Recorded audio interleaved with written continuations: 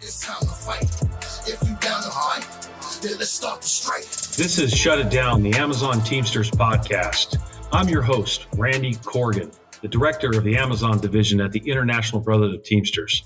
I'll tell you what, man, we have got one exciting show this week. There has been activity like you've never seen before, all on the very same day.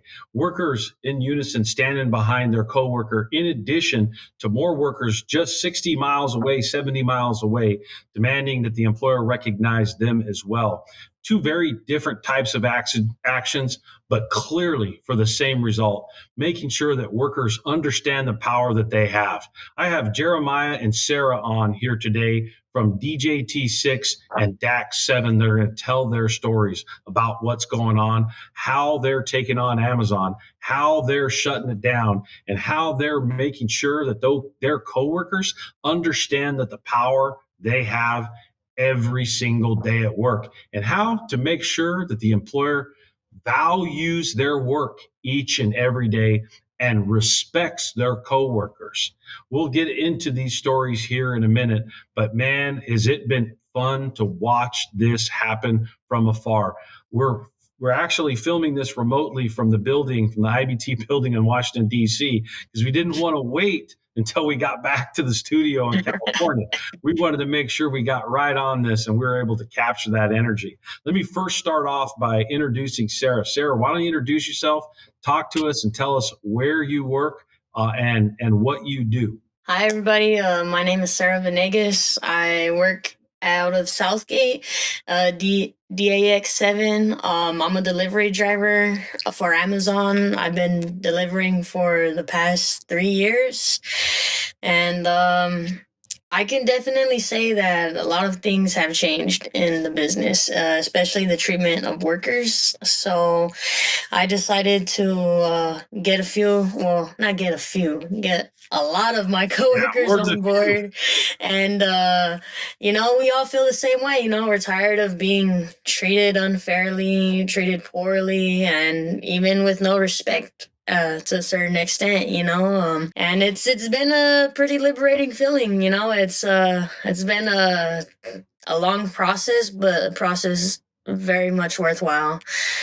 It's been good to know that me and my coworkers, we have a union and we can exercise our rights, even if it's little wins at a time. Tell us about your day just real briefly. Like, what is it that you're doing each day when you're out there driving?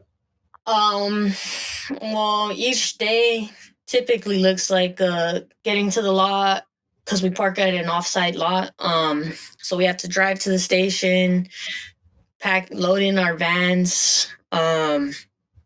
Sometimes the carts aren't ready, so that pushes us back to our delivery times, My average day, I usually don't start delivering until like 12:30 or 1 sometimes.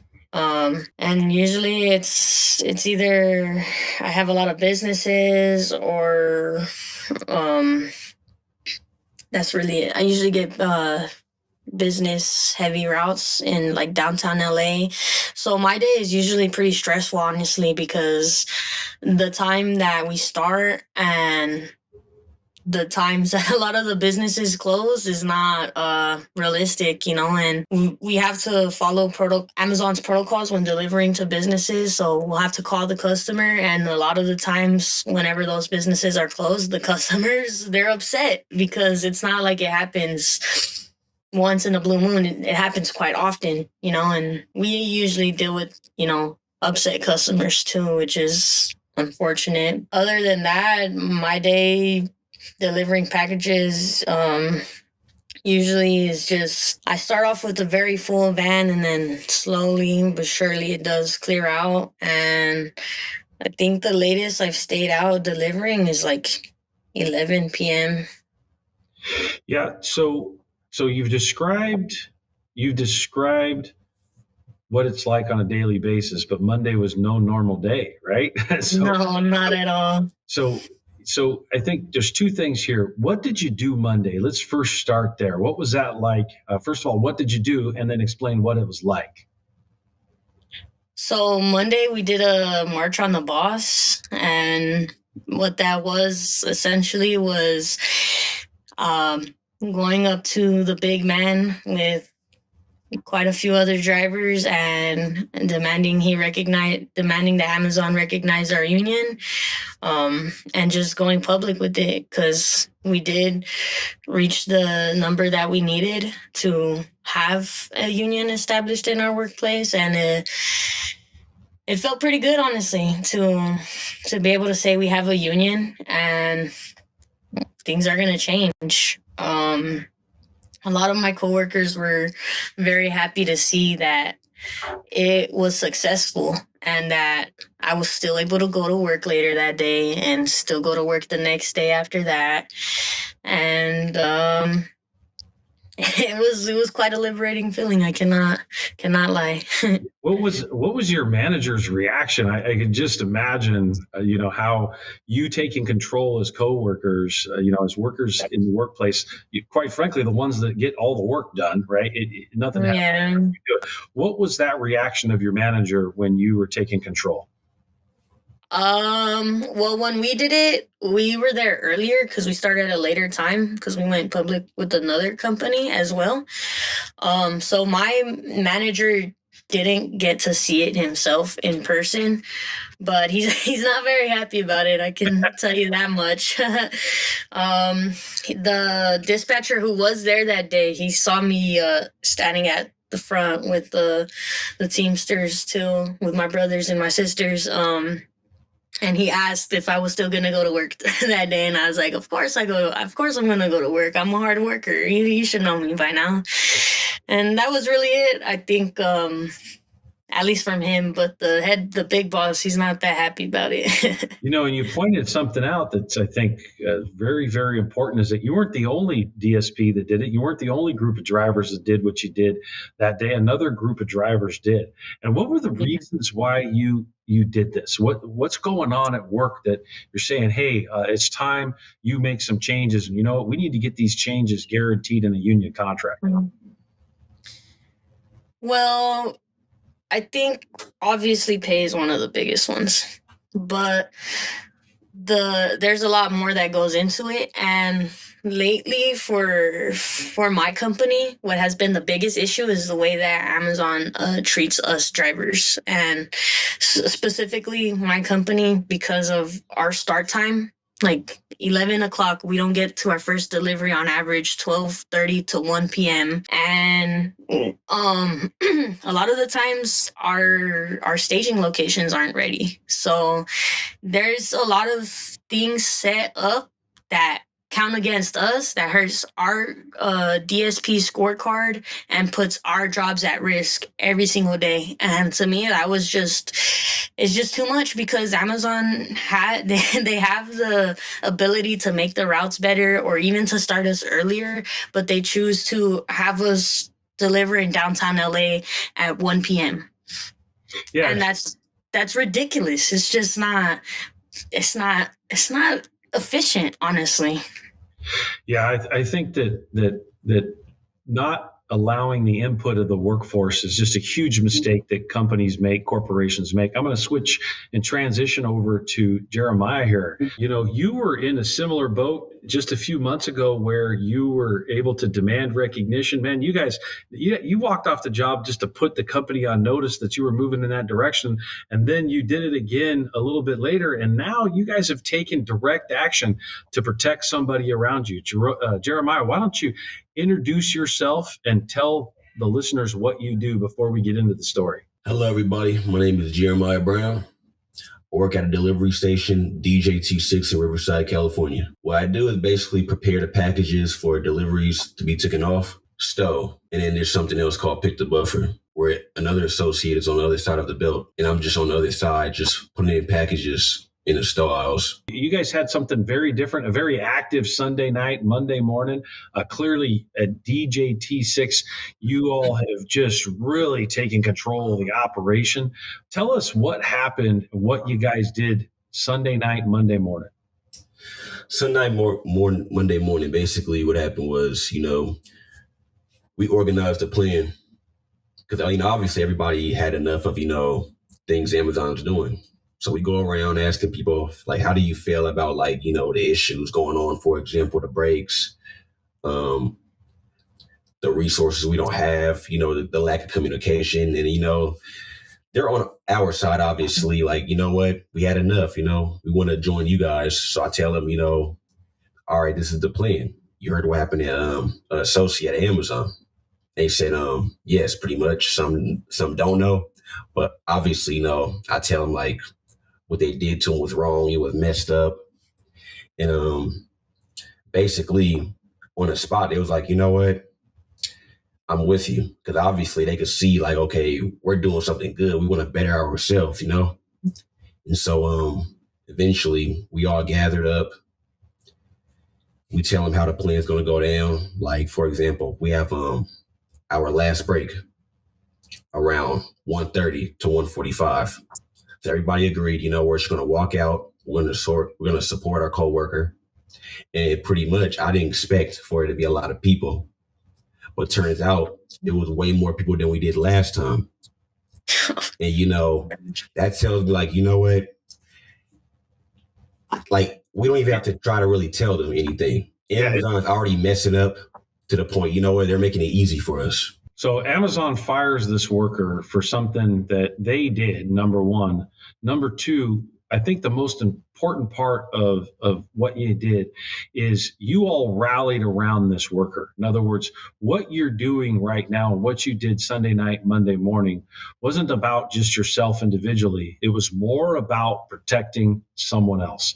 It was making sure that person, that Andy understood that his coworkers, the people that he spends a majority of his life with, were in his corner and were willing to walk off the job in support of him.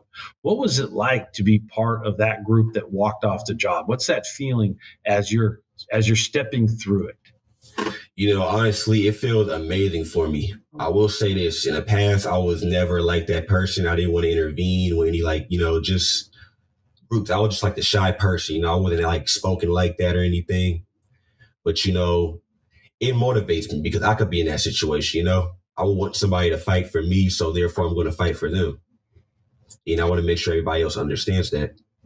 Yeah, it's incredible. The acts of selflessness when workers are helping each other. That's called collective action, and making sure that not only did DJT6 reach a majority, and a majority of the workers have organized, and the majority of the workers have demanded that Amazon respect their right to a union contract and you're taking the next step too, which is already acting like a union. What you're doing is you're collectively coming together and saying, we're going to rally around our coworker that you don't agree with what the employer is doing. You're obviously well aware of it. You're then saying, hey, you know what? We have control of this workforce. Guess what? We're the ones that do this work every day. It's got to be incredibly empowering to your coworkers to be acting like a union already. It actually feels, like we're strong, like unstoppable, because Amazon already knows, like they're aware of what we did, especially in the past when our first walkout. So the second walkout, I'll say pretty much it's the same feeling for me. I don't feel nervous. Well, none of us actually felt nervous.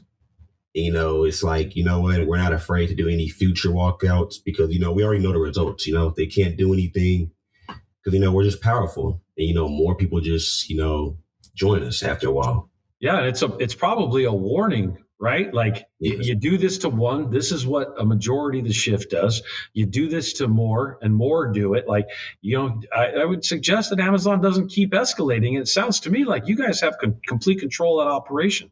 Sarah, obviously you all are doing the exact same thing. You're just in a slightly different space. You probably felt the exact same way Jeremiah did when they were obviously rallying around their coworker, because as you're demanding recognition on these issues and you're demanding that the employer respect those things that needed to be changed, you're sending a message to them that we're supporting each other while we're doing it. What's that like, Sarah, to obviously look across Southern California, see that you're not the only one that's doing it? Clearly, thousands of workers are doing the same thing you are. And in the very same day, you witness what DJT6 does. That's got to be very inspirational. It's a great feeling, honestly.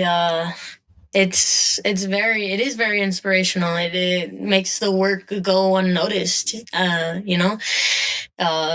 There's a lot of work that goes on behind closed doors, and um, when that work comes to light, it's very rewarding. It feels like a good accomplishment. And it's not just happening at one station. It's happening at multiple, especially in a big state like California. With a lot of workers, a lot of worker power. It just goes to show that we all feel the same.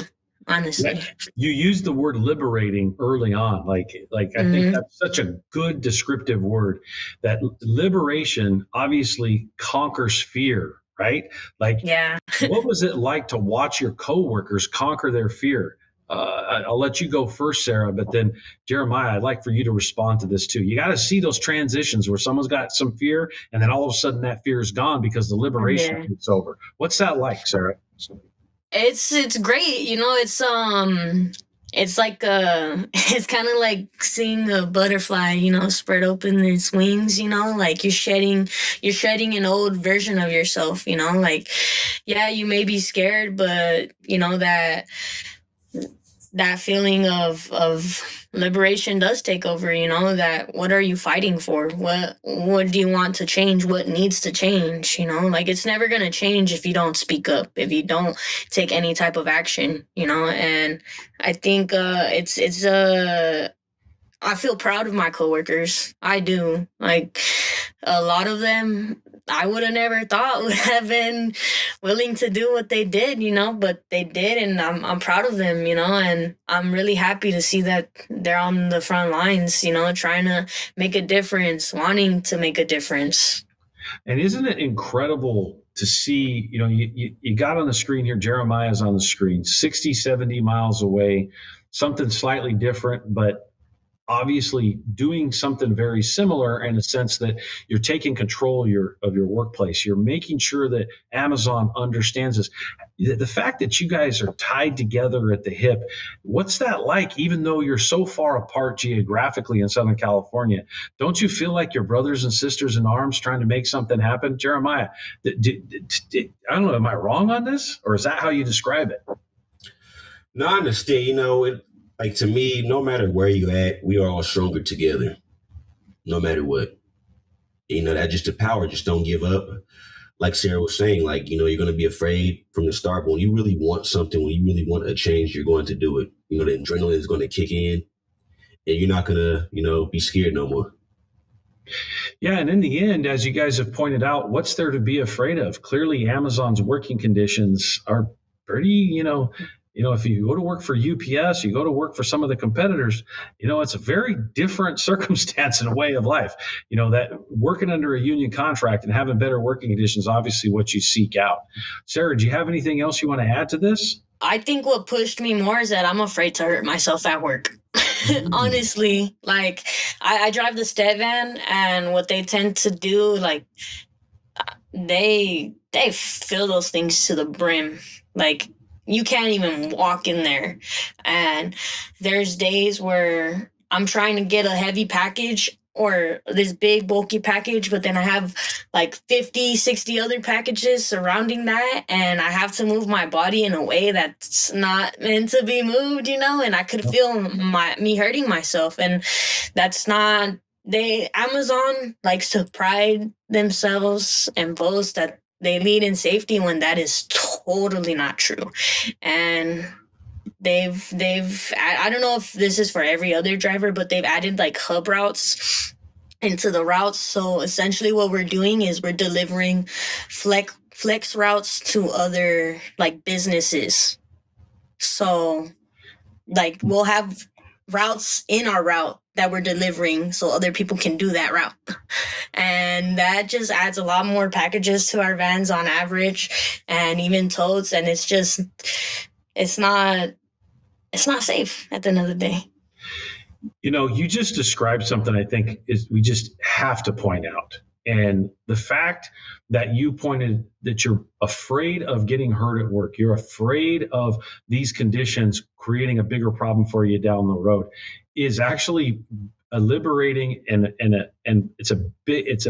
it gets you through the other fears that you may encounter in actually demanding recognition like you did, or demanding that Amazon pay attention.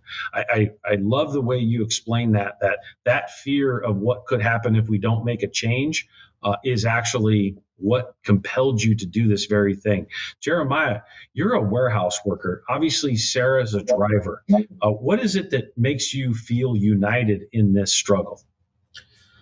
What makes me feel united with everybody in this struggle is we're all being treated just badly. For example, we ask for the resources. Management basically is inconsistent.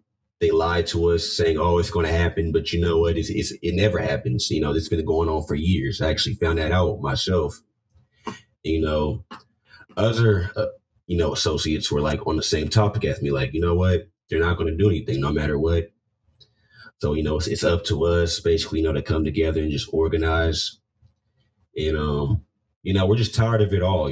All we want is just, to be treated better. Me personally, I do think Amazon's an easy job. It's just, the manager, they could just make it harder. Yeah, and you would think a company this successful, this large, would do better. First of all, I see the wages in which they're paying in an industry that I've been in since I was a teenager, and you're making half of what workers in the same industry are doing the same job. And Amazon is an extremely wealthy company. There is no reason why they can't pay a wage in which workers have the ability to buy homes and goods and services in the area and actually fulfill their obligation. Don't forget that you can always find us, teamster.org/Amazon. You can organize whenever you want for those that are listening in. Now I want to switch back over to Sarah. Sarah, you're a driver. Jeremiah is a warehouse worker. What do you feel joins you together and united in this fight? I would say, ironically, the packages, we all touch packages, they touch more packages than we do. We're the ones that are in the conditions that, whether it be out, whether it's hot, rain, sunshine, you name it. Like, yeah, you're the last out there touch. Delivering them. Yeah, you're the last touch. Yeah, right. Yeah, so we may have our different issues, but guess what? We still are doing the job for Amazon. You're part of the system to make it happen. You're part of the system that's making the company profitable. You're part of the system, and there should be a lot more value, which is exactly why you're doing what you're doing. Look, I just got to tell you, you two, like, you were at the center of millions of workers in America watching what you did a couple days ago, recognizing that these two very different circumstances, but united in a way of making sure that workers understand that we have the power. Workers have forgotten the fact that we make everything move in America. We are the reason why this country gets what it needs every single day, why it functions, why you get your thing delivered, or water gets to your home, or you make sure all the different aspects on how America moves.